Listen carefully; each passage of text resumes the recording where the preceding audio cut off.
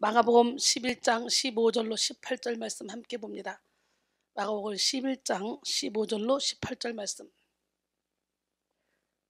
그들이 예루살렘에 들어가니라. 예수께서 성전에 들어가사 성전 안에서 매매하는 자들을 내쫓으시며 돈 바꾸는 자들의 상과 비둘기 파는 자들의 의자를 둘러 보시며 아무나 물건을 가지고 성전 안으로 지나다님을 허락지 아니하시고 이에 가르쳐 이르시되 기록된 바 내 집은 만민이 기도하는 집이라 칭함을 받으리라 하지 아니하였느냐.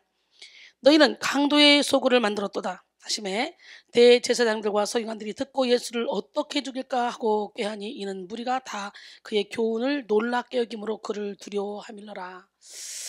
할렐루야. 이 시간에는 21일 다니엘 기도의 9번째 시간으로 예수님의 성결 운동이라는 제목으로 함께 은혜를 나누길 원합니다. 러시아의 대문호 도스토옙스키의 카라마조프가의 형제들에 나오는 이야기입니다. 예수께서 거리에 나타났다. 예수는 병자를 치유하고 고통과 슬픔에 빠져있는 자를 위로했다. 많은 사람이 예수를 찾았다. 그들은 예수 주위에 모여 말씀을 듣고 은총을 받고 있었다. 소문은 주교에게도 들렸다. 주교는 예수를 아무도 보이지 않는 골목으로 데리고 갔다. 그러고는 화를 내면서 말했다. 주님, 왜 이렇게 나타나셔서 우리를 곤란하게 만드시는 것입니까? 이 땅은 우리에게 맡겼으니 간섭하지 마시고 당장 천국으로 돌아가십시오. 여러분, 19세기 부패하고 권력화한 이 러시아 정교회를 지금 풍자하고 있는 한 대목인데요. 오늘날 많은 그리스도인들이 경건의 모양은 있지만 경건의 능력은 부인합니다. 여러분은 어떠세요? 경건의 능력이 없는 그리스도인들은 그리스도의 능력과 빛이 나갈 수가 없습니다. 그리스도인의 능력은 거룩함과 깨끗함에서 나옵니다. 모든 성도는 거룩의 능력을 나타내야 하는 사명이 있습니다. 꼭 신학을 하지 않아도 성도라면 모두 다 주어진 사명이죠. 우리가 거룩하지 않아도 순식간에 성령께서 강권적으로 우리에게 임재하셔서 일순간이라도 우리를 거룩하게 만들어주시면 능력이 순식간에 나타나기도 합니다. 그러나 항상 깨끗하게 우리 영혼을 관리하고 거룩하게 관리하면 항상 우리를 통해 하나님이 일하실 수밖에 없겠죠. 야고보서 4장 8절에 하나님을 가까이 하라 그리하면 너희를 가까이 하시리라. 죄인들아 손을 깨끗이 하라. 두 마음을 품은 자들아 마음을 성결하게 하라 그랬어요. 베드로전서 1장 16절에 기록되었을 때 내가 거룩하니 너희도 거룩할지니라 그랬습니다. 이를 위해서 스스로를 깨끗하게 하는 과정을 반드시 우리가 거쳐야 되는데요. 갈라디아서 5장 24절에 보니까 그리스도 예수의 사람들은 육체와 함께 그 정욕과 탐심을 십자가에 못 박았느니라. 오늘 시간에 여러분이 진짜 예수의 사람이라면 그 정욕과 탐심을 십자가에 못 박아야 될 줄 믿습니다. 아직 못 박지 못했다면 지금 당장 박으세요. 죽기는 하루가 천년 같고 천년이 하루 같기에 이 시간에도 하나님께 완전히 우리의 온 몸과 마음과 생각을 모두 드리면 하나님께서 강력하게 기름을 부어주시고 우리를 능력자로 세우실 수 있습니다. 존 트랩은 경건은 녹슬지 않는 보물, 부족을 모르는 풍요, 궁핍이 없는 창고, 흠이 없는 미, 그리고 우리 없는 환희를 우리에게 선사한다 라고 말했습니다. 경건은. 오스왈드 챔버스는 인간의 궁극적인 목표는 행복이나 건강이 아니라 거룩함이다 라고 말했습니다. 물이 우리 몸에서 선한 영향력을 끼치기 위해서는요, 불순물을 제거하는 정수 작업이 되어야 하는 것처럼 우리 그리스도인들이 세상에 녹아지고 승리하며 살아가기 위해서는 영혼 정화 작업이 꼭 필요합니다. 오늘 이 시간에 여러분의 영혼 정화 작업을 하시기를 원합니다. 그것은 주님께 내 인생을 맡겨드리면 주님이 하십니다. 거룩하다는 말은 완전하다는 말과 같은 어원을 가지고 있으며 또 독일어 어원으로는 건강하다라는 의미를 가지고 있습니다. 즉 거룩함이란 영적으로 가장 건강한 상태를 말하는 것입니다. 웨슬리는 자신의 신학에서 중생의 은총 다음으로 성결의 은총에 대해서 말했는데요. 이 성결이 곧 거룩함입니다. 우리는 우리를 거룩하고 깨끗하게 할 수 있는 것은 오직 예수 그리스도의 십자가뿐입니다. 십자가 사건은 우리에게 성결의 능력으로 살아갈 수 있는 담력을 제공해 줍니다. 예수님이 십자가에 못 박히신 것은 죄인인 우리를 사랑하시기 때문이고 또 날마다 그 십자가의 능력을 누려서 구별된 삶을 살게 하시려는 것입니다. 하나님은 이스라엘 백성들을 택하셨을 때도 그들이 거룩한 성민이 되기를 원하셨습니다. 레위기 11장 45절에도 나는 너희 하나님이 되려고 너희를 애굽 땅에서 인도해 낸 여호와라. 내가 거룩하니 너희도 거룩할지어다 그랬어요. 하나님은 예수님을 통해서 우리를 거룩한 성민으로 불러주셨습니다. 원래는 상관없는 이방인이고 외인이지만 예수님의 십자가 때문에 하나님과 화평해졌기 때문입니다. 에베소 2장 12절로 18절 그때 너희는 그리스도 밖에 있었고 이스라엘 나라 밖의 사람이라. 약속의 언약들에 대하여는 외인이요 세상에서 소망이 없고 하나님도 없는 자이더니 이제는 전에 멀리 있던 너희가 그리스도 예수 안에서 그리스도의 피로 가까워졌느니라.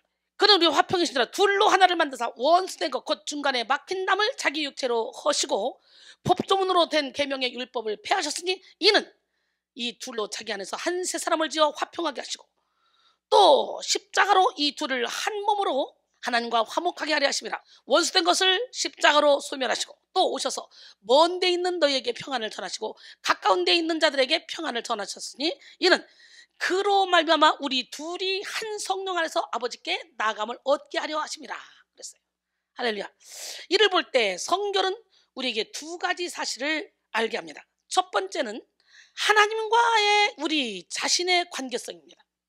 우리는 십자가를 통해 성결을 이루고 죄의 막힌 담을 허물어 하나님과 가까워지게 됩니다. 성결은 하나님과의 그 친밀성을 의미합니다. 하나님은 죄와 함께 하실 수 없기 때문에 죄에 막힌 우리의 영혼을 십자가로 가깝게 이끌어 주셨습니다. 성결이 하나님과의 친밀성을 내포하고 있기 때문에 우리는 신앙생활을 하면 할수록 성결을 이루어야 되는데 성결함에 대한 중요성은 잊은 채 하나님이 날 사랑하시니까 노력하지 않아도 된다고 여기는 것은 사탄에게 속는 거예요. 사랑하기 때문에 하나님은 우리와 더 가까이 하기를 원하십니다. 우리도 그 사랑에 응답하는 삶을 살아야 됩니다. 두 번째로 성결은 예수님의 십자가를 믿는 그 순간부터 시작되는 것입니다. 성결의 필요성에서 벗어날 수 있는 성도는 아무도 없습니다. 어느 정도만 변화된 그런 삶이 아닌 완전히 존재성과 정체성 자체가 변화되는 것이 바로 성결의 작업인데요. 예수님의 십자가를 통해 구원받은 모든 사람들은 하나님과의 관계가 이미 원수에서 이제는 자녀로 바뀌었기 때문에 성결의 여정이 시작되었습니다. 그래서 우리 모두는 성결을 온전히 이루기 위한 여정의 한가운데서 서 있으며 날마다 하나님을 신뢰함으로 그 길을 완주해야 합니다. 디모데전서 6장 11절로 12절 오직 너 하나님의 사람아 이것들을 피하고 의와 경건과 믿음과 사랑과 인내와 온유를 따르며 믿음의 선한 싸움을 싸우라. 영생을 취하라. 이를 위하여 내가 부르심을 받았고 많은 증인 앞에서 선한 증언을 하였도다 그랬어요.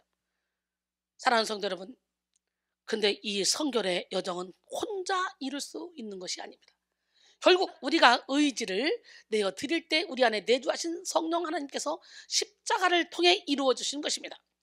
살전 5장 23절 24절 평강의 하나님이 친히 너희를 온전히 거룩하게 하시고 또 너희의 온 영과 혼과 몸이 우리 주 예수 그리스도께서 강림하실 때에 흠없게 보존되기를 원하노라. 너희를 부르시는 이는 미쁘시니 그가 또한 이루시리라 그랬어요. 빌립보 1장 6절에 보니까 너희 안에서 착한 일을 시작하신 이가 그리스도 예수의 날까지 이루실 줄을 우리는 확신하노라 그랬어요. 할렐루야.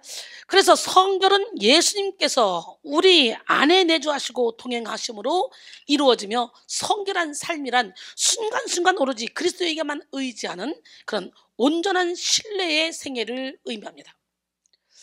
또한 성결이란 예수의 형상을 따라 전인격이 변화되는 아주 큰 복입니다. 오늘 본문은 예수님께서 십자가에 달리시기 이전에 예루살렘에 입성하신 후의 이야기입니다. 지금으로 보면 고난주간의 월요일에 있었던 사건인데요. 바로 오늘이라고 볼 수 있죠. 여러분, 그날 주님께서 어떤 일을 행하셨는지 함께 나누고자 합니다. 본문에서 말하는 성전의 가장 바깥쪽 뜰인 이방인의 뜰이라는 공간. 당시에 이 뜰에서는 하나님께 제사 드릴 제물을 사고 파는 매매 행위가 많이 있었습니다. 먼 곳에서 제사 드리기 위해 온 여행자들은 흠없는 제물을 가지고 온다는 것이 거의 불가능하죠. 그래서 성소 안에서 필요한 재물을 사게 하는 것이 일반적이었다고 하는데요. 이방인의 뜰에서 시작된 이 재물을 사고 파는 행위는 이런 여행자들을 위해서 선한 의도로서 만들어진 것이었습니다. 그런데 이 제도가 변질된 것입니다. 6월절이 되면 사람이 기하급수적으로 몰리는 것을 장사 속으로 이익 계산을 하려 했던 것이죠. 물론 가정에서 재물을 준비해오는 사람들도 있었지만 그런 사람들의 재물은요, 검열해서 승인을 받을 수가 없었어요. 상인들이 자신들이 파는 재물만 통과시키도록 제사장들과 뒷거래를 했기 때문입니다.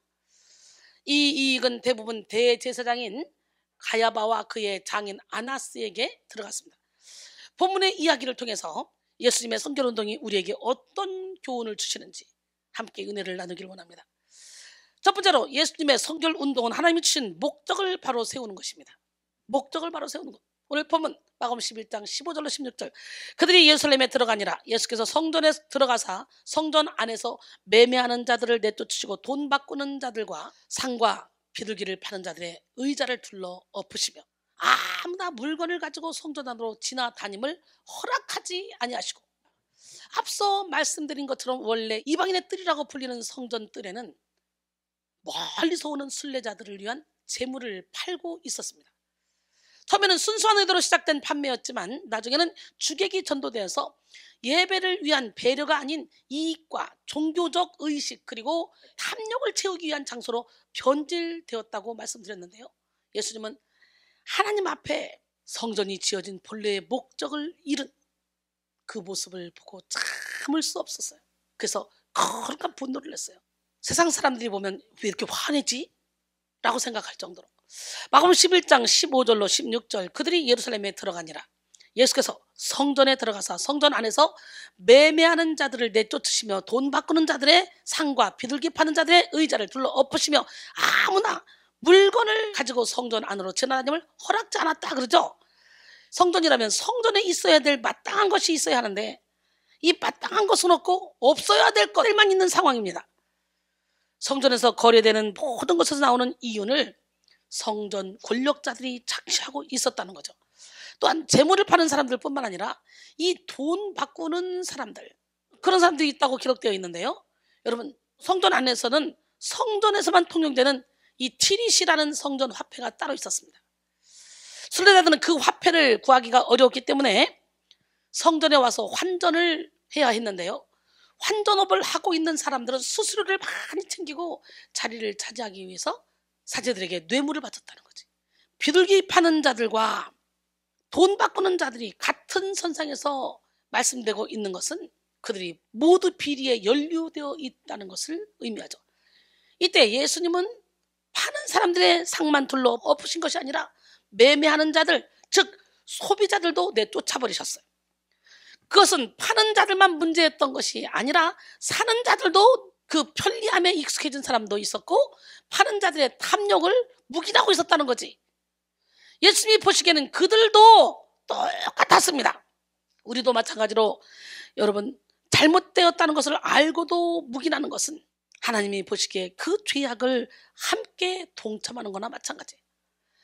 죄에는요, 적극적인 죄와 소극적인 죄가 있습니다.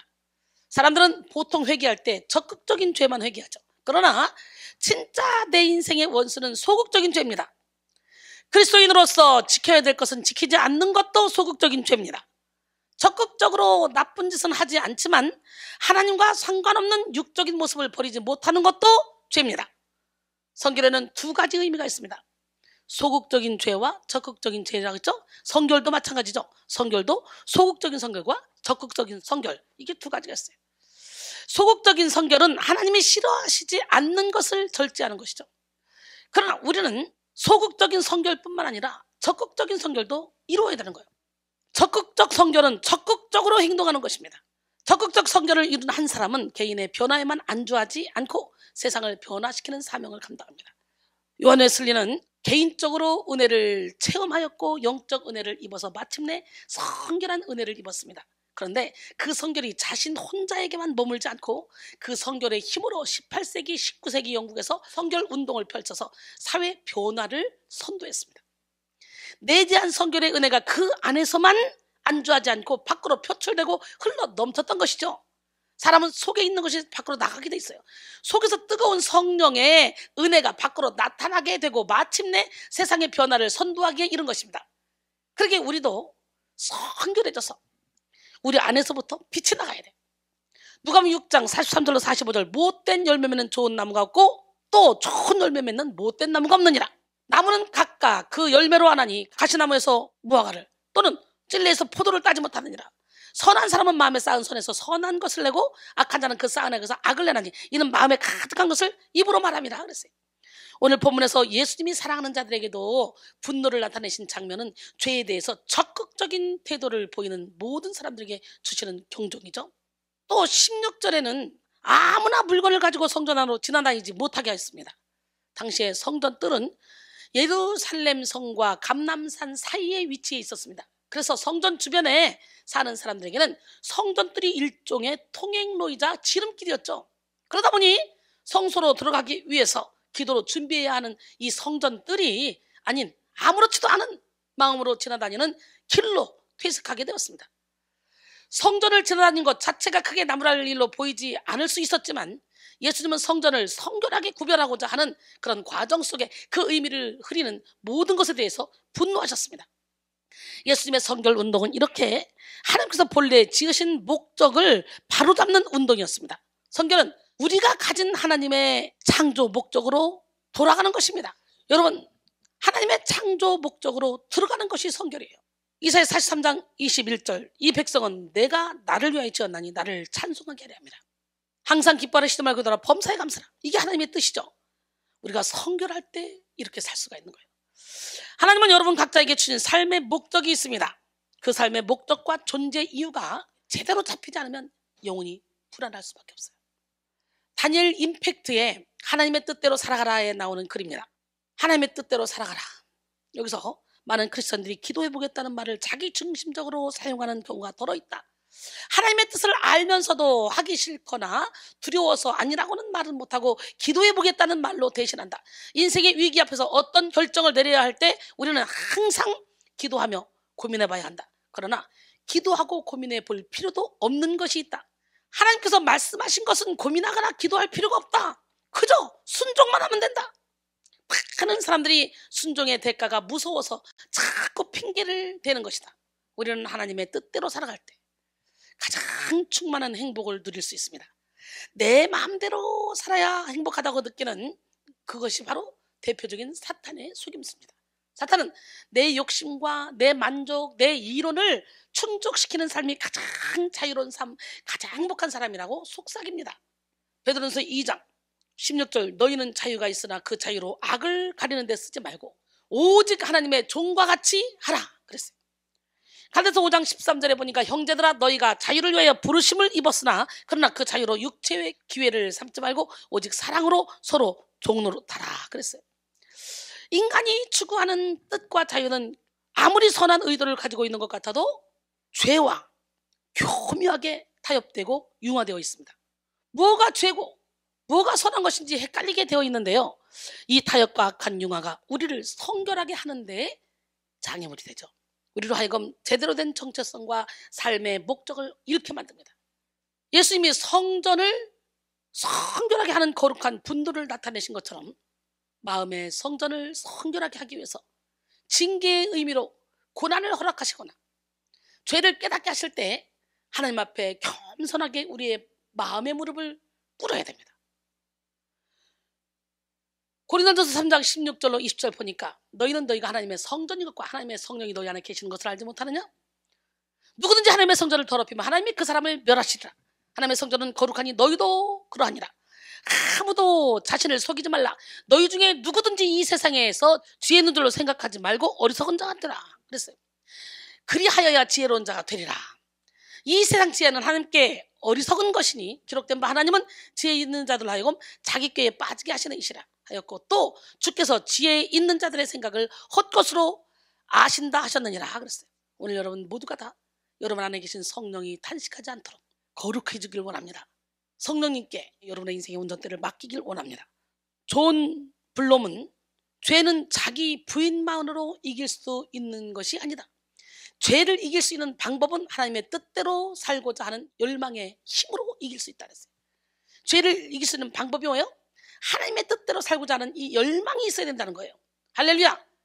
히말라야 고산족들은 양을 매매할 때 그 크기에 따라서 값을 매기는 것이 아니라 양의 성질에 따라서 값을 정한다고 합니다. 양의 성질을 알아보는 방법이 매우 재미있는데요. 가파른 비탈길에 양을 놓아두고 살 사람과 팔 사람이 함께 지켜봅니다. 이때 비탈 위로 막 풀을 뜯으러 올라가면 몸이 아주 마른 양이라도 값이 비싸고, 비탈 아래로 내려가면 살이 쪘더라도 값이 나가지 않는다고 합니다. 그 이유는 위로 올라가려는 양은 현재 힘이 들더라도 넓은 산허리에 이르게 되지만, 아래로 내려가는 양은 현재 수월하나 협곡 바닥에 이르러서는 굶주려 죽을 것이기 때문이라는 것이죠. 어때요 여러분? 내가 볼 때는 여기서 그 상황에 그 양이 된다고 생각하면 위로 올라갈 사람보다 다 아래로 내려갈 사람이 많을 것 같은데, 우리 모두 다 위로 올라갑시다. 할렐루야. 우리가 예수 그리스도를 구주로 삼고 살아가게 되면요, 마음속 깊은 곳에 하나님의 뜻대로 살고 싶은 그런 선한 소원이 생깁니다. 십자가의 사람은 선한 소원을 향해 힘들어도 달려갑니다.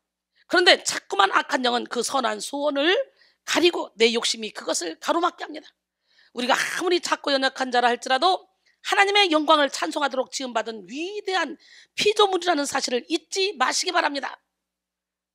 로마서 12장 1절 2절 그러므로 형제들아 내가 하나님의 모든 자비하심으로 너희를 권하노니 너희 몸을 하나님이 기뻐하시는 거룩한 산 제물로 드리라. 이는 너희가 드릴 영적 예배니라. 너희는 이 세대를 본받지 말고 오직 마음을 새롭게 함으로 변화를 받아 하나님의 선하시고 기뻐하시고 온전하신 뜻이 무엇인지 분별하도록 하라 그랬어요. 할렐루야. 마음을 새롭게 하는 여러분 모두가 되기를 원합니다.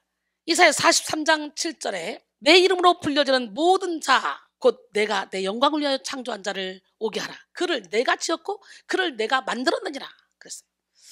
하나님은 하나님의 자녀들을 일컬어서 하나님의 영광을 위해 창조된 자라고 말씀하십니다. 현대인들에게 가장 매력을 주는 단어 중 하나가 성공이라는 단어죠. 사람은 누구나 저마다의 꿈과 소원을 가지고 그들이 원하는 성공을 위해서 열심히 살아갑니다. 성공이라는 이 단어의 현대적인 개념은 소유와 매우 밀접한 관계를 가집니다.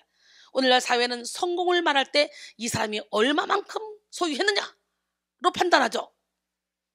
그러나 세상이 말하는 이러한 1차원적 성공은 하나님 안에서의 성공과는 본질적으로 다른 것입니다. 가장 위대한 성공이란 창조주 하나님 안에서 그 하나님의 뜻 안에 이루는 성공입니다. 다시 말해 하나님의 영광을 나타내는 삶이 우리가 말하는 참된 성공의 본질이라는 거죠. 오늘 예수님이 성결하게 하고자 하셨던 성전이 존재하는 진정한 목적은 하나님을 예배하는 것입니다. 할렐루야. 요한복음 4장 23절 24절 여러분 다 아시는 말씀이죠? 아버지께 참되게 예배한 자들은 영과 진리로 예배할 때가 오나니 곧 이때라. 아버지께서는 자기에게 이렇게 예배한 자들을 찾으신다. 하나님은 영이시니 예배한 자가 영과 진리로 예배할지니라 그랬어요. 우리가 한 번을 예배드려도 신령과 진정으로 몸과 마음과 정성을 모아서 예배를 드려야 됩니다. 신약 성서학자 근일카에 따르면 예수님의 성전 소동을 해석하고 있는 이 말씀은 낡은 제의의 폐지를 가리키고 있습니다. 유대교의 성전 제의는 하나님의 성전이 갖고 있어야 될 원래의 의미를 상실했으니까 폐기되어야 하고 그것의 근본적인 본질을 되살려낼 새로운 예배가 시작된다는 것입니다. 그것은 곧 십자가에 못 박혀 죽으셨다가 부활하신 예수님을 예배하는 것입니다. 성전의 장사꾼들을 몰아낸 이 사건을 마가는 이제 예수님을 예배하는 새로운 공동체의 도래로 해석하고 있습니다. 예수님은 엉망진창이 된 이 예배의 의미를 되찾게 하시고 싶었어요. 성전이 예배의 의미를 잃어버렸다면 이미 일반 백성들은 하나님과 관계가 엉망진창이었다는 것을 의미합니다. 또한 예배가 죽었다는 것은 하나님과의 관계가 바로 서지 못했다는 것을 말하는 거죠. 예수님의 거룩한 분노는 하나님과의 친밀한 관계를 잃어버린 자들에 대한 탄식이었다고 할 수 있습니다. 예수님이 분노하셨을 때 성전 뜰은 시장 분위기나 다름이 없었어요. 상인들의 호객행위와 사람들의 흥정하는 소리, 짐승 소리, 새 소리, 지름길로 빨리 가려는 사람들의 정신없는 움직임, 그리고 짐승들의 배설물들로 인해 악취가 가득했을 것이라 추측됩니다. 바로 예배의 참된 목적과 의미를 잃어버린 자들의 내면을 표현한다는 그런 모습일 것입니다.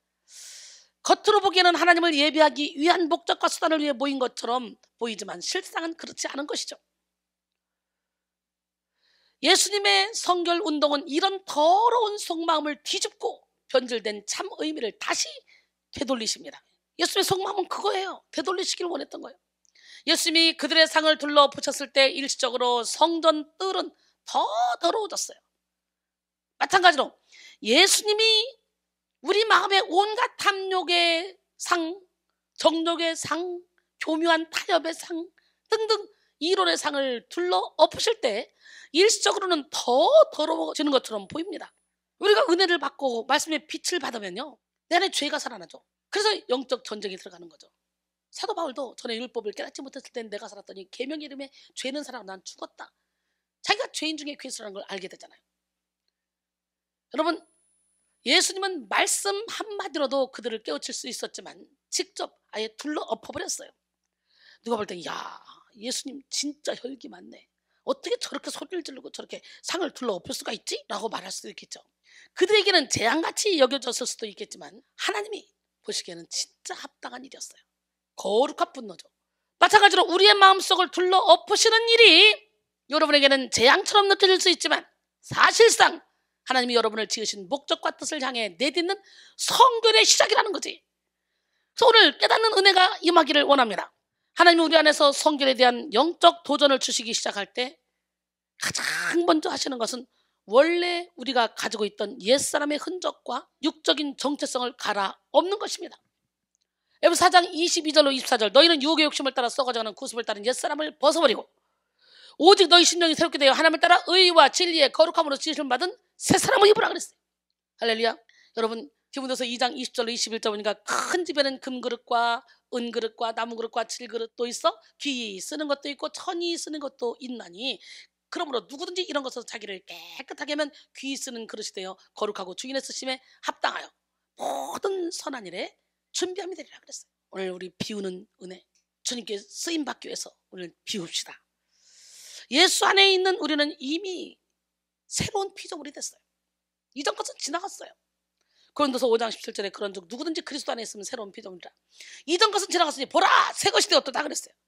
우리의 영적 전쟁은 우리 스스로를 지으신 하나님의 목적을 찾아가는 순례임을 기억해야 됩니다. 두 번째, 예수님의 성결 운동은 잘못된 것을 정확하게 가르쳐 주셔서 깨어지게 합니다. 우리 깨집시다. 부서집시다. 무너집시다. 나의 이 아집, 고집, 나의 이론, 나의 틀을 깨부셔버려야 돼요. 하나님은 한계가 없어요. 한계 틀에 갇히지 마시고 무한대인 하나님께 우리의 인생의 운전대를 맡겨드리곤 합니다. 부서져야 하리, 부서져야 하리, 무너져야 하리, 무너져야 하리, 깨져야 하리, 더 많이 깨져야 하리, 씻겨야 하리, 깨끗이 씻겨야 하리,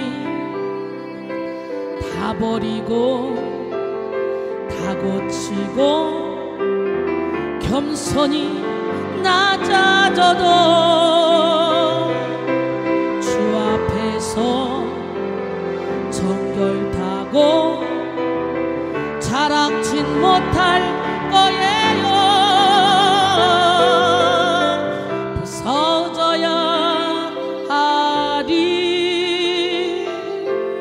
무너져야 하리, 깨져야 하리,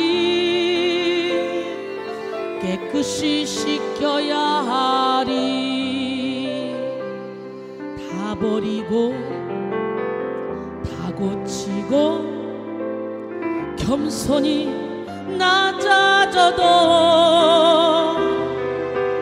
주 앞에서 정결타고 자랑친 못할 거예요. 부서져야 하리, 무너져야 하리, 깨져야 하리, 깨끗이 씻겨야 하리. 나 무엇과도 주님을 바꿀 수 없다고, 나 신실하게 살고 싶다고 하나님께 간절하게 구하면 우리 하나님이 우리를 깨지고 부서지고 무너뜨려서 신실하게 진실하게 살게 만들어 주실 줄 믿습니다. 함께 찬양합니다.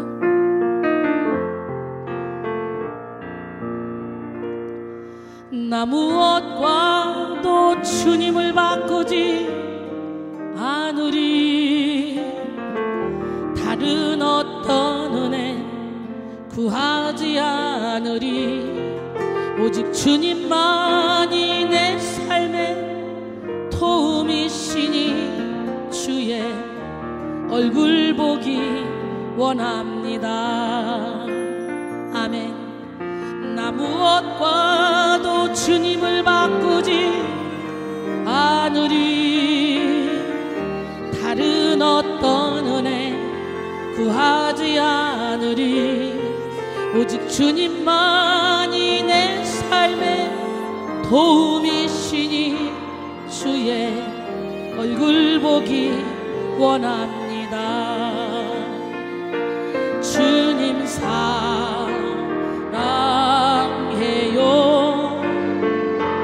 온 맘과 정성 다해 하나님의 신실한 친구 되기 원합니다. 신실하게 진실하게 거룩하게 살게 하소서. 신실하게 진실하게 거룩하게 살게 하소서.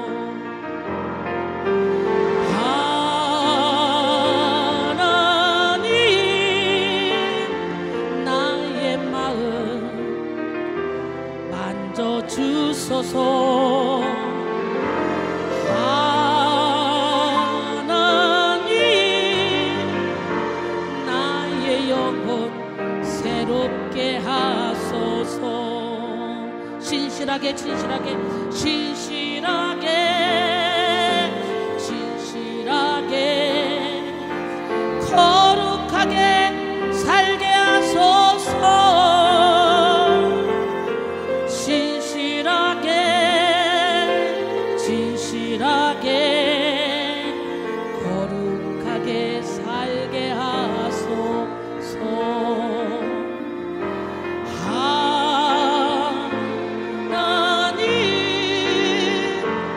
나의 기도 들어주소서.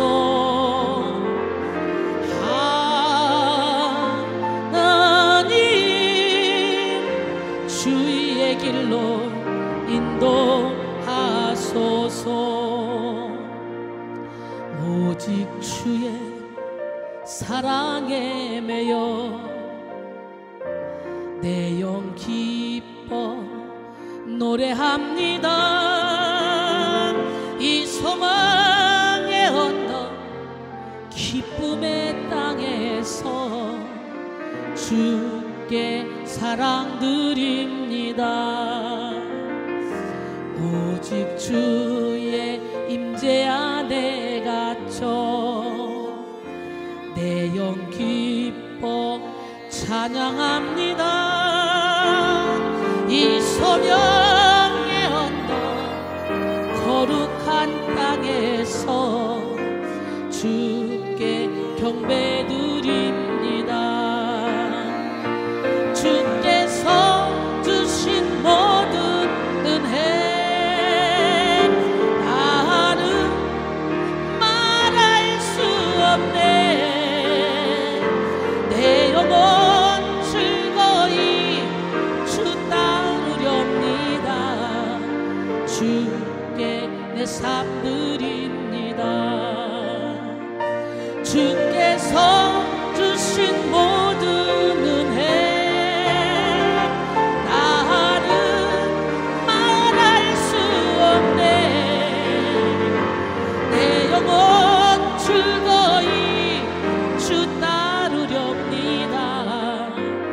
주께 내 삶 드립니다. 예수가 함께 계시니 시험이 오나 겁없네. 기쁨의 근원 되시는 예수만 따라갑시다. 날마다 주를 섬기면 언제나 주를 기리고 그 사랑 안에 살면서 딴 길로 가지 맙시다. 이 세상 사는 동안에 주 이름 전파하면서 무한한 복락 주시는 예수를 위해 삽시다. 날마다 주를 섬기며 언제나 주를 기리고 그 사랑 안에 살면서 딴 길로 가지 맙시다. 이 세상 친구 없어도 예수는 나의 친구니 불의한 일을 버리고 예수를 위해 삽시다. 날마다 주를 섬기며 언제나 주를 기리고 그 사랑 안에 살면서 딴 길로 가지 맙시다. 이 세상 친구 없어도 예수는 나의 친구니 불의한 일을 버리고 예수를 위해 삽시다. 날마다 주를 섬기며 언제나 주를 기리고 그 사랑 안에 살면서 딴 길로 가지 맙시다.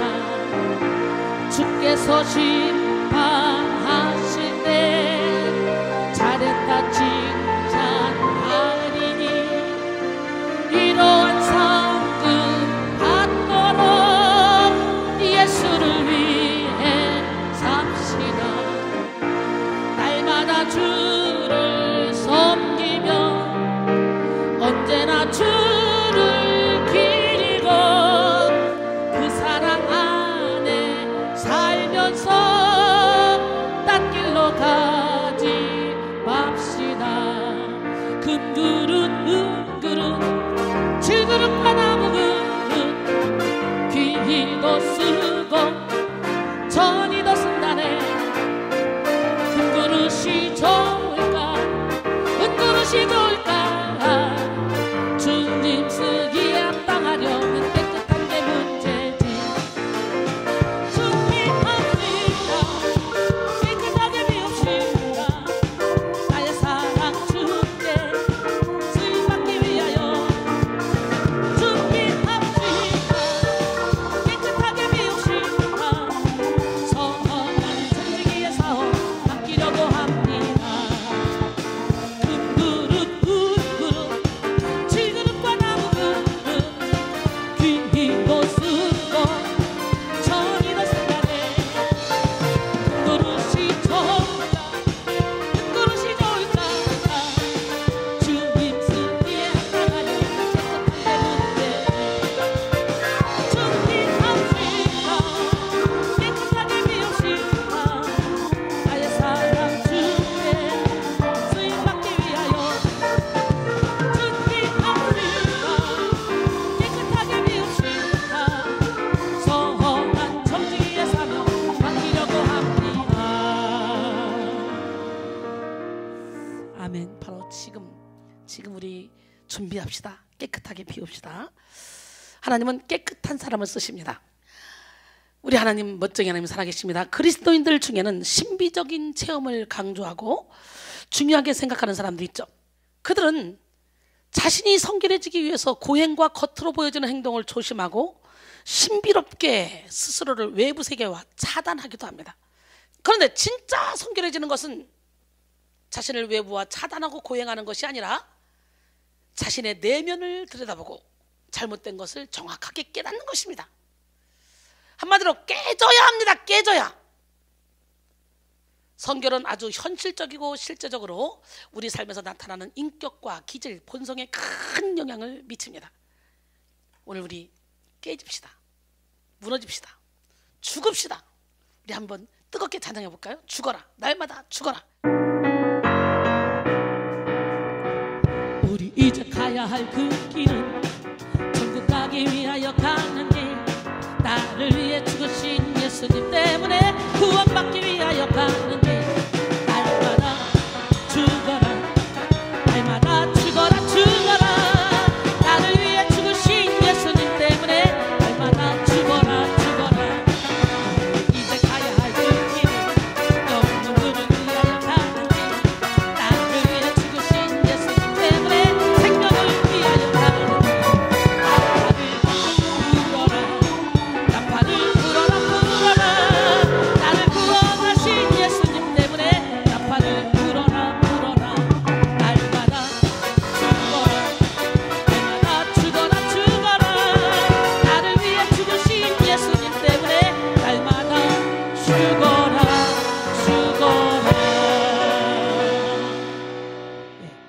여러분 모두가 다 날마다 죽어야 돼. 복음을 전하기 위해서 날마다 죽어야 돼. 삶의 질서가 엉망이고 인격이 바르지 못한 사람은 진정으로 성결의 은혜를 입었다고 말할 수 없어요. 열매로 나타나게 돼 있어. 물론 우리가 성결의 은혜를 입었다고 해서 하루아침에 인격이 팍 변해서 바로 잡히고 깨졌던 질서가 한 번에 탁 잡히는 것은 아닙니다. 장성한 분량에 이르기까지 자꾸 어떻게 해요? 발전돼 가는 거죠. 성장해 가는 거예요. 변화되어져 가는 과정 가운데 여러 가지 시행착오가 있겠지만 결국 성도의 삶에는 반드시 성숙한 인격과 아름다운 관계의 열매가 맺혀져야 됩니다. 할렐루야! 백광호 씨는 그의 책 그리스도인의 인격에서 다음과 같이 말했습니다. 우리 크리스천의 삶의 목표는 오직 예수 그리스도를 닮아가는 것이다. 예수 그리스도를 닮아간다는 것은 그의 인격을 닮아가는 것이라 할 수 있다. 모든 성도들의 소망은 주 예수 그리스도의 인격을 닮아 우리가 작은 예수가 되는 것이다. 예수 그리스도는 산상설교에서 너희는 세상의 빛과 소금이 되라고 말씀하셨다 그랬어요. 그렇다면 이 사명을 감당하기 위해서 그리스도의 인격을 가져야 한다. 그리스도의 인격을 닮아가는 일은 평생 계속되어야 한다. 우리는 매일 그리고 순간마다 그리스도의 인격을 닮아가는 훈련을 하며 닮아가야 된다 그랬어요. 여러분 고린도전서 11장 1절에 보니까 사도 바울이 내가 예수 그리스도를 본받은 자가 된 것처럼 너희는 나를 본받은 자가 되라 그랬죠. 그렇게 당당하게 말할 수 있는 것은 말씀의 빛을 받고 자기 안에 있던 죄가 살아나 그 죄와 싸우기를 필까지 싸워서 철저히 운전대를 예수님께 맡겨드리고 그리고 매일 날마다 죽는 삶을 살았어요. 그러다 보니까 당당하게 내가 예수를 닮은 것처럼 너희도 나를 닮으라 말씀하고 있는 거예요. 여러분 마태복음 5장 13절로 16절 너희는 세상의 소금이니 소금이 만일 그 맛을 잃으면 무엇으로 짜게 하려. 후에는 아무 쓸데없어 다만 밖에 버려져 사람에게 밟힐 뿐이니라. 너는 세상의 빛이라. 산에 있는 동네가 숨겨지지 못할 것이요 사람이 등불을 켜서 말 아래 두지 않냐고 등경되었더니 이러므로 집안 모든 사람에게 빛이 되니라. 이같이 너희 빛이 사람 앞에 비치게 하여 그들로 너희 착한 행실을 보고 하늘에서 너희 아버지께 영광을 돌리게 하라 그랬어요. 할렐루야. 마가복음 11장 17절 이에 가르쳐 이르시되 기록된 바 내 집은 만민이 기도하는 집이라 칭함을 받으리라고 하지 아니하느냐. 너희는 강도의 소굴을 만들었도다 하시매 그랬어요. 여러분 본문에서 예수님은 그들에게 정확하게 가르쳐 주십니다. 가르치다라는 말로 번역된 디다스코는 예수님이 계속적으로 가르치셨다는 의미를 가지고 있습니다. 예수님은 복음서에서 계속해서 가르치시는 사역을 하셨어요. 마가는 예수께서 가르치셨다는 것을 자신의 책에서 전반적으로 강조하고 있습니다. 예수님이 성전을 정화시키는 과정도 정확한 가르침을 통해서 그 잘못됨을 깨닫게 하시는 것이었습니다. 인간은 본래적으로 교만하기 때문에 배우거나 가르침을 받기 싫어해요. 특히나 누가 나에게 잘못된 점을 꼬집어주거나 맞는 말을 해주면 감사해야 되잖아. 근데 힘들어합니다. 그러나 우리는 남의 말에 귀를 기를 줄 알아야 돼요. 권면을 들을 줄 알고 책망도 들을 줄 알아야 돼요. 잠언 9장 6절로 10절 어리석음을 버리고 생명을 얻으라. 명철의 길을 행하라 하느니라. 거만한 자를 징계한 자는 도리어 능력을 받고 악인을 책망하는 자는 도리어 흠이 잡히느니라. 거만한 자를 책망하지 말라. 그가 너를 미워할까 두려우니라. 지혜 있는 자를 책망하라. 그가 너를 사랑하리라. 지혜 있는 자에게 교훈을 더하라. 그가 더욱 지혜로워질 것이요 의로운 사람을 가르치라. 그의 학식이 더하리라. 여호와를 경외하는 것이 지혜의 근본이요 거룩한 자를 아는 것이 명철이니라 그랬어요. 여러분 귀를 열고 들을 수 있는 지혜로운 성도가 되셔서 점점 더 여러분의 영혼적으로 성장해야 되겠죠. 모든 것이 성장해야 돼요. 영성훈련은 나를 깎는 훈련이자 인격 훈련이자 나를 찾아가는 훈련입니다. 진짜 내가 누군가. 하나님은 우리의 영성이 점점 성결해지게 하기 위해서 여러분이 가지고 있는 잘못된 점을 정확하게 가르쳐 주십니다. 기도를 많이 하고 예배를 많이 드리고 성경을 많이 읽어도 자신의 잘못된 점 한 가지도 제대로 깨닫지 못하는 사람은 삶의 열매가 없습니다. 성경은 하나님을 통해 사람을 통해 사건을 통해 실제적으로 깨닫는 나의 잘못과 죄악을 겸손하게 인정할 때 이루어져 가는 거예요. 제자들을 양성하다 보면 제자들이 잘못된 길로 갈 때요, 저는 사람 눈치 보지 않아요. 그들의 영혼을 사랑하는 마음으로 때로는 인생 막대기로 사람 채찍으로 때립니다. 책망합니다. 그럴 때 그 책망을 듣고 바로 자신을 돌아보고 회개하는 영혼은 성장이 빠릅니다. 쑥쑥 큽니다. 그러나 씩씩거리면서 끝까지 자신의 권리와 입장을 내세우는 사람, 자신의 이론을 내세우는 사람은요 성장이 더딥니다. 사무엘하 7장 14절에 나는 그에게 아버지가 되고 그는 내게 아들이 되리니 그가 만일 죄를 범하면 내가 사람의 매와 인생의 채찍으로 징계하려니와. 우리는 때로는 사람의 매와 인생의 채찍으로 때려야 되고 때로는 사람의 매와 인생의 채찍으로 맞을 때 우리는 우리 자신을 돌아보고 회개해야 됩니다. 인생의 문제는 깨달음의 문제입니다. 누군가가 여러분의 정말 잘못된 부분을 정확하게 사랑으로 말해주면 그 사람에게 정말 감사해야 됩니다. 하나님이 그 사람을 통해서 여러분을 더 성결하게 만들어 주시기 때문이에요. 여러분 또한 여러분에게 눈에 가시가 있습니까? 그 가시 노릇을 하는 그 사람을 통해 나 자신을 돌아보고 나의 잘못된 부분을 회개할 수 있어야 돼요. 왜냐하면 잠언 16장 4절에 여호와께서 온갖 것을 그 쓰임에 적당하게 지으셨나니 악인도 악한 날에 적당하게 하셨느니라 그랬어요. 예수님은 본문에서 성전뜰에 있는 모든 사람들에게 성전의 올바른 목적을 가르쳐 주십니다. 내 집은 만민이 기도하는 집이다 라고 말씀하셨는데요, 이 말씀은 이사야에 이미 예언된 말씀이었어요. 이사야 56장 7절에 내가 곧 그들을 나의 성산으로 인도하여 기도하는 내 집에서 그들을 기쁘게 할 것이며 그들의 번제와 희생을 나의 제단에서 기꺼이 받게 되리니 이는 내 집은 만민이 기도하는 집이라 일컬음을 받을 것입니다. 이 만민이라는 말씀을 하신 것은요, 성전 뜰의 목적이 또 한 가지가 있었음을 생각나게 합니다. 성전 뜰은 이방인의 뜰이라고 불리웠습니다. 이방인의 뜰은 이방인들에게 주신 긍휼과 은혜의 상징이었어요. 만민은 인류의 모든 족속을 의미하는데요, 성전 뜰에서는 민족을 막론하고 하나님께 기도하며 그 은혜를 사모하는 장소로서 쓰여져야 하는데 시장처럼 변했기 때문에 그 문제에 대해서 정확하게 지적하셨던 것입니다. 깨닫지 못하는 사람들에게는 이익을 얻을 수 있는 장소로 보였지만 사실은 하나님의 영광을 위한 장소였습니다. 이렇게 하나님의 시선과 우리의 시선이 다를 때 하나님은 사랑의 매를 드십니다.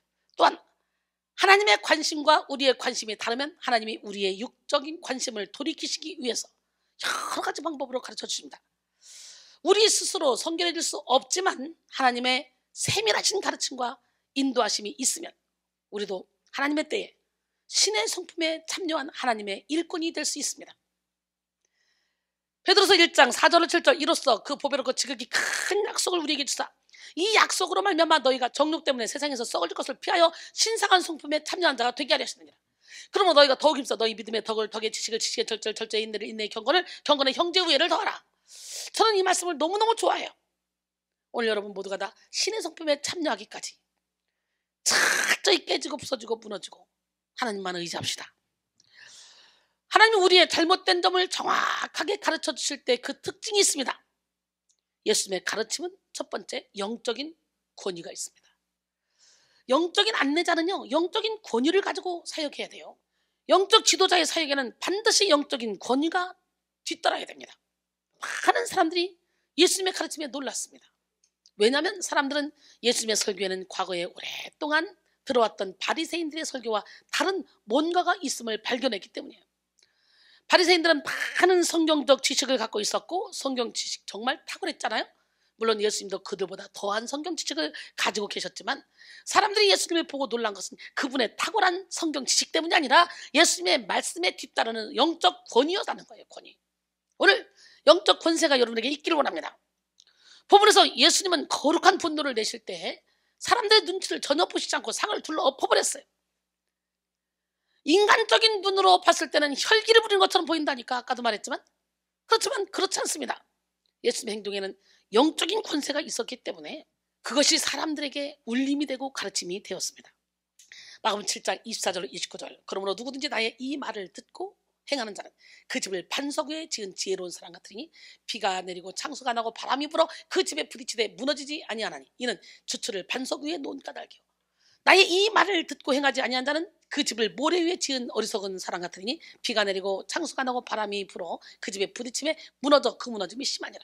예수께서 이 말씀을 마치심에 무리들이 그의 가르치심에 놀라니 이는 그 가르치는 것이 권위 있는 자와 같고 그들의 서기관들과 같지 아니함이려라. 할렐루야. 오늘 여러분 예수님의 권세가 우리 권세가 돼야 됩니다. 예수님의 치료가 우리 치료가 돼야 돼요. 예수님의 능력이 우리 능력이 돼야 돼요. 철저히 예수님을 주인으로 모시면 하나님이 그리스도와 함께 우리를 감춰놨다가 예수님이 나타나실 때 우리도 영광 중에 함께 나타난다고 골로새 3장 3절로 4절은 말씀하시죠. 두 번째 예수님의 가르침에는요 해결이 있습니다. 앞서 말씀드렸던 것처럼 예수님의 가르침에는 권세가 있어서 그 말 한마디도 영혼을 울리는 힘이 있었어요. 오늘 여러분의 말 한마디 한마디가 영혼을 울리는 힘이 있어지길 원합니다. 신기하죠? 성령의 불을 받고 나면 똑같은 사람인데도 달라요. 권세가. 베드로는 주님의 수제자잖아요. 주님이 분명히 새벽다고 울기 전에 3번 나를 부인할 거다. 절대로 그렇지 않습니다. 죽기까지 따라가겠습니다. 큰소리 뻥뻥 쳤지만 부인했잖아요. 근데 오순절 마가다락 앞에서 성령의 불을 받고 나니까 권세가 생겨졌어.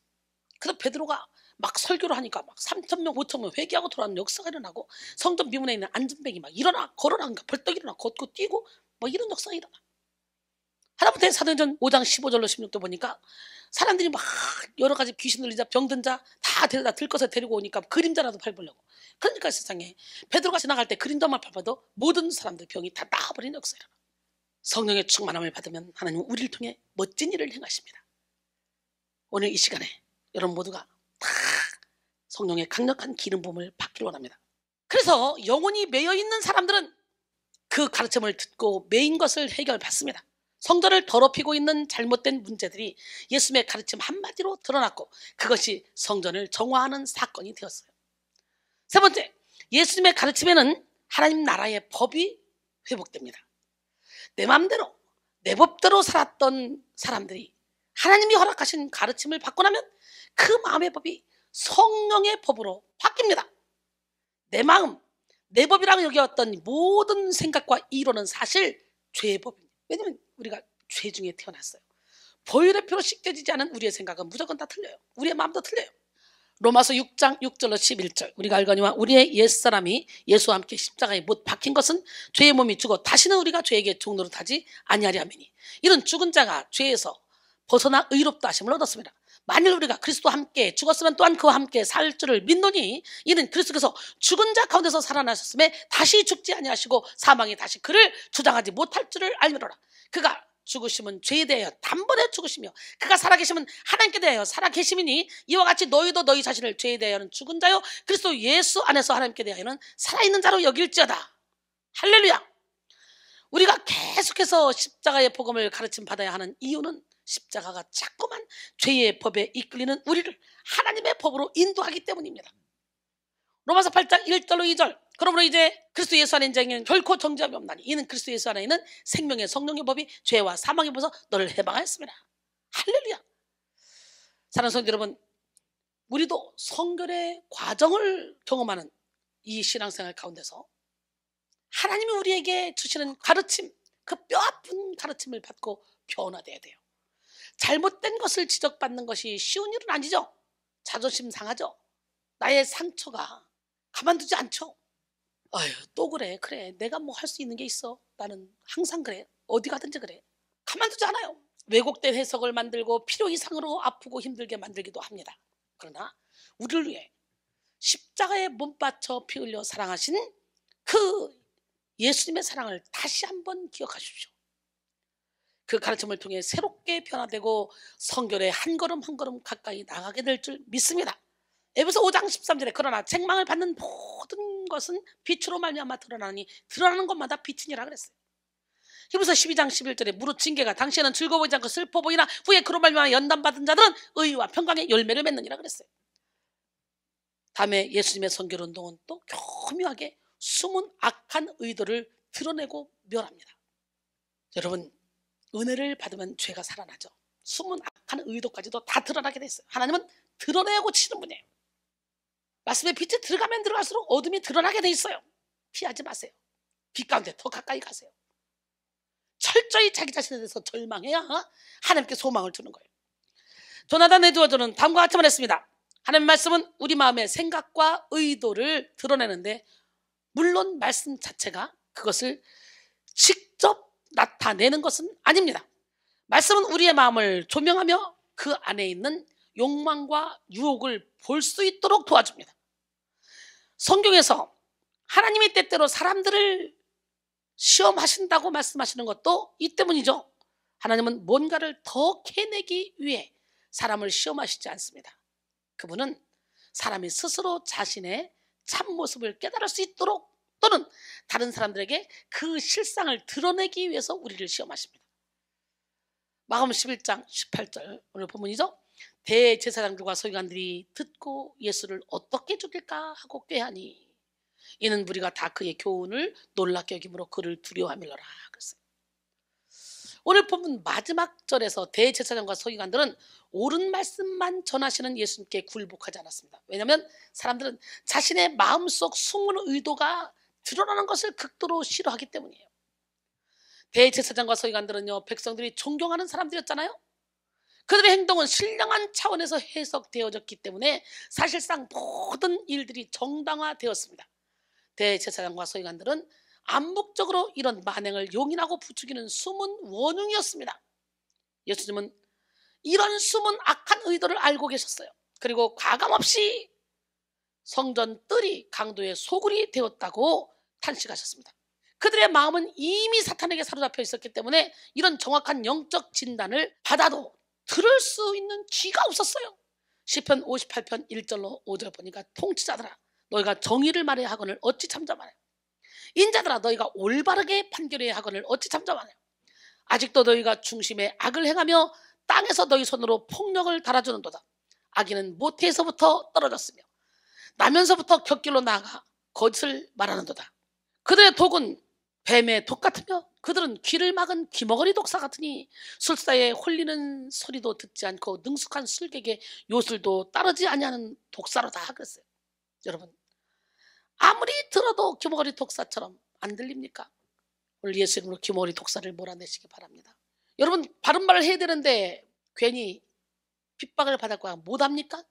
우리는 하나님의 말씀 앞에서 사랑을 가지고 바른 말을 해야 돼요. 정의를 선포해야 돼요. 예수님이 그들에게 성전에 관한 교훈을 주실 때 그들은 단지 자기들에게 반항하는 것으로만 여겼습니다. 실질적인 유대인 통치기관인 사내들인이 봤을 때는 자신들의 정책에 대해서 반기를 듣는 것으로 여겨졌을 것입니다. 결국 이 사건을 통하여 더 질시와 미움을 받게 된 예수님은 이제 십자가의 처형까지 이어지게 되죠. 본문 마지막 절에 죽일까라는 말의 원어는 아폴레소신인데요, 멸망하다라는 의미를 가지고 있습니다. 또한 꾀하니라는 말은 에제툰인데요, 그 말 속에는 계속해서 꾀했다라는 의미가 담겨져 있습니다. 계속 그들이 예수님을 어떻게 하면 멸망하게 할까 기회를 엿보고 있다는 거죠. 그러나 그러면서도 예수님의 권세가 신적인 차원이었기 때문에 예수님을 두려워하는 마음이 있었던 것을 마지막 구절을 통해 알 수 있습니다. 그들은 예수님이 십자가에 달리실 때 자신들이 원하는 예수님의 멸망이 이루어졌다고 좋아했지만 사실 그들은 속은 것입니다. 진실은 그들 속에 악한 의도가 십자가로 인해 멸망할 운명을 맞이했습니다. 창세기 3장 15절에 내가 너로 여자와 원수가 되게 하고 내 후손도 여자의 후손과 원수가 되게 하리니 여자의 후손은 내 머리를 상하게 할 것이요 너는 그의 발꿈치를 상하게 할 것이니라 그랬죠. 사탄은 발꿈치 정도만 상하게 하지만요, 십자가로 인해 모든 악의 권세는 그 머리가 상하게 되었습니다. 예수님의 십자가는 멸망이 아니라 구원을 온전하게 이루는 통로입니다. 그리고 능력은 지금까지 이어져 오고 있습니다. 사랑하는 성도 여러분, 오늘 예수님의 성결 운동이 여러분의 내면에서 일어나기를 소망합니다. 그러므로 우리 속에 악한 의도가 다 드러나야 돼. 에레미야 4장 4절 유다인과 예루살렘 주민들아, 너희는 스스로 할례를 행하여 너희 마음 가족을 베고 나의 어깨에 속하라. 그리하지 않으면 너희 악평으로 말미암아 나의 분노가 불같이 일어나 사르니 그것을 끌 자가 없으리라 그랬어요. 열세 2장 13절에 보니까 너희는 옷을 찢지 말고 마음을 찢고 너희 하나님 여호와께로 돌아올지어다. 그는 은혜로우시며 자비로우시며 노하기를 더디하시며 인애가 크시사 뜻을 돌이켜 재앙을 내리지 아니하시리니. 할렐루야. 오늘 마음 가족을 찢고 주님께로 갑시다. 그럼 어떤 일이 벌어질까? 마태복음 23장 25절로 28절 화 있을진저 외식하는 서기관들과 바리새인들이여, 잔과 대접의 것은 깨끗이 하되 그 안에는 탐욕과 방탕으로 가득하게 하는도다. 눈먼 바리새인이여, 너는 먼저 안을 깨끗이 하라. 그리하면 겉도 깨끗하리라. 화 있을진저 외식하는 서기관들과 바리새인들이여, 회칠한 무덤 같으니 겉으로는 아름답게 보이나 그 안에는 죽은 사람의 뼈와 묻은 더러운 것이 가득하도다. 이와 같이 너희도 겉으로는 사람에게 옳게 보이되 안으로는 외식과 불법이 가득하도다 그랬어요. 마음 가족을 찢고 주님의 빛을 받아야 우리도 모르는 우리의 무의식 속에 깊이 자리 잡고 있는 이 죽은 사람의 뼈와 묻은 더러운 것들이 다 발견되게 되고 그들이 떠나갈 수밖에 없죠. 죄를 통해, 상처를 통해, 환경을 통해, 내 생각을 통해 들어와 자리 잡고 있던 이 어둠의 영들, 오늘 예수 이름으로 다 몰아내야 돼요. 겉으로 포장하고 있던 포장지를 다 뜯어야 진실한 나, 진짜 내가 나오는 거예요. 하도 가시게 옷을 많이 입어서 내가 누군지 모르고 살아 사람들은. 오늘 다 벗읍시다. 예수 그리스도의 십자가가 아니면 이 숨은 의도가 드러날 수가 없어요. 예수님이 계시는 곳에는 항상 진실이 드러나게 돼 있습니다. 숨길 수가 없어요. 빛은 어둠을 이길 수밖에 없죠. 어둠은 빛 앞에서 힘을 못 써요. 다 드러나게 돼 있어. 한 길로 왔다 7길로 떠나갈 쯤 했습니다. 말씀이 육신이 되어 오신 주님의 빛을 받으면 죄의 정체가 적나라하게 드러나죠. 내가 얼마나 죄인인가, 은혜를 받으면 받을수록 깨닫게 돼요. 저는 전혀 죄라고 생각하지 않았던 것들이 이게 엄청난 죄라는 걸 느끼게 되죠. 로마서 7장 9절에 전에 율법을 깨닫지 못했을 때는 내가 살았더니 계명의 이름에 죄는 살아나고 난 죽었도다 그랬어요. 히브리서 4장 12절로 13절 보면 하나님의 말씀은 살아있고 활력이 있어 좌우에 날선 어떤 검보다도 예리하여 혼과 영감이 관절과 고소를 찔러 쪼이까지 하고 또 마음의 생각과 뜻을 판단하나니 지으신 것이 하나도 그 앞에 나타나지 않음이 없고 우리의 결산을 받으시리에 눈앞에 만물이 벌거벗은 것 같이 드러나느니라 그랬어요. 여러분, 말씀 앞에 모든 게 다 드러나게 돼 있어. 우리 백성교회가 그런 특징을 가지고 있잖아요. 여기가 내적 치유하는 곳이잖아. 그러다 보니까 마음의 병을 고치니까 육의 병이 저절로 고쳐져서 영혼적이 강건해지는 사람들이 참으로 많이 있죠. 왜? 마음의 병으로부터, 신경성으로부터 오는 병이 70% 이상이잖아. 날마다 예배 드리고 성령의 기름 부음이 넘치는 현장이다 보니까 어둠의 영이 자신을 숨길 수가 없는 거예요. 성도들이 교묘하게 뒤에서 당을 짓거나 모의를 할 수도 없어요. 그러다 보니 그런 숨은 제약들이 드러나서 영적 전쟁을 호되게 치르기도 하지만 결국 십자가로 승리하는 삶으로 인도합니다. 예수님이 성결하게 지켜주시는 성전이기 때문에 항상 이렇게 성결하게 영적인 분위기가 지켜지고 있습니다.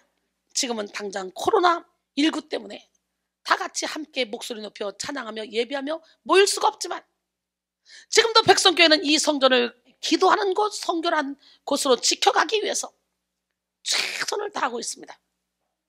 예수님은 십자가에서 죽으실 것을 아시고도 끝까지 하나님이 주신 사명에 집중하시고 이스라엘 백성들 마음 가운데 거하는 죄와 싸우셨습니다. 이 영성혁명이 우리 가운데 일어나야 됩니다. 하나님은 예수 그리스도의 십자가로서 우리 영혼에 선전포고를 하셨습니다. 이미 우리 안에는 성결 운동이 일어났습니다. 십자가로만 승리할 수 있습니다. 이 싸움은 십자가를 통하여 성결의 혁명을 이루는 지혜로운 성도들이 다 되기를 원합니다. 결론적으로 오늘 우리는 실시간 온라인 21일 다니엘 기도에 벌써 9번째 시간을 마쳤네요. 9번째 시간, 예수님의 성결 운동이라는 제목으로 함께 은혜를 나눴습니다. 우리를 거룩하고 깨끗하게 할 수 있는 것은 오직 예수 그리스도의 십자가뿐입니다. 십자가 사건은 우리에게 성결의 능력으로 살아갈 수 있는 담력을 제공해 줍니다. 우리는 신앙생활을 하면 할수록 성결을 이루어야 됩니다. 본문의 이야기를 통해서 예수님의 성결 운동이 우리에게 어떤 교훈을 주시는지 함께 은혜를 나눴습니다. 예수님의 성결 운동은 하나님이 주신 목적을 바로 세우는 것입니다. 예수님의 성결 운동은 잘못된 것을 정확하게 가르쳐 주셔서 깨어지게 하십니다. 예수님의 성결 운동은 교묘하게 숨은 악한 의도를 다 드러내고 멸하십니다. 오늘 이 시간에 여러분을 깨끗하고 성결하게 거듭나게 하는 이 십자가를 마음에 새기시고 모든 죄와의 싸움에서 승리하시기를 주님의 이름으로 축원합니다. 할렐루야. 오늘 구주의 십자가 보혈로 죄 씻음 받기를 원합니다. 우리 함께 찬양합니다. 구주의 십자가 보혈로 함께 찬양합니다.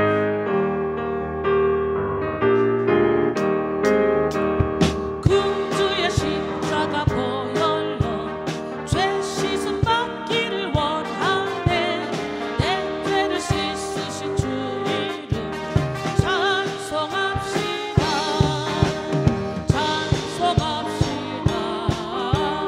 찬송합시다. 내 죄를 씻으신 주 이름 찬송합시다. 죄악을 속하여 주신 주 내 속에 들어와 계시네. 십자가 앞에서 주 이름 찬송합시다. 찬송합시다. 찬송합시다. 내 죄를 씻으신 주 이름 찬송합시다. 주 앞에 흐르는 생명수 날 씻어 정하게 하시네. 내 깊은 정성을 다하여 찬송합시다. 할렐루야. 찬송합시다. 찬송합시다. 내 죄를 씻으신 주 이름 찬송합시다. 내 주께 회개한 양심은 생명수 가운데 터졌네. 그 먹고 순전한 주 이름 찬송합시다.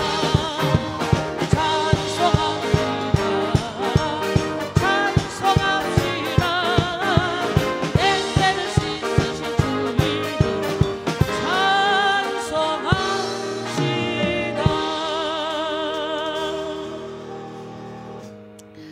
여러분 지금까지 살아온 거 생각해 보세요. 저는 감사할 조건밖에 없더라고요. 나 같은 죄인 살리신 그 주님만 생각하면 감사밖에 안 나와요. 우리 한번 가슴에 손을 얹고 찬양해 볼까요? 나 같은 죄인 살리신 주네 놀라워.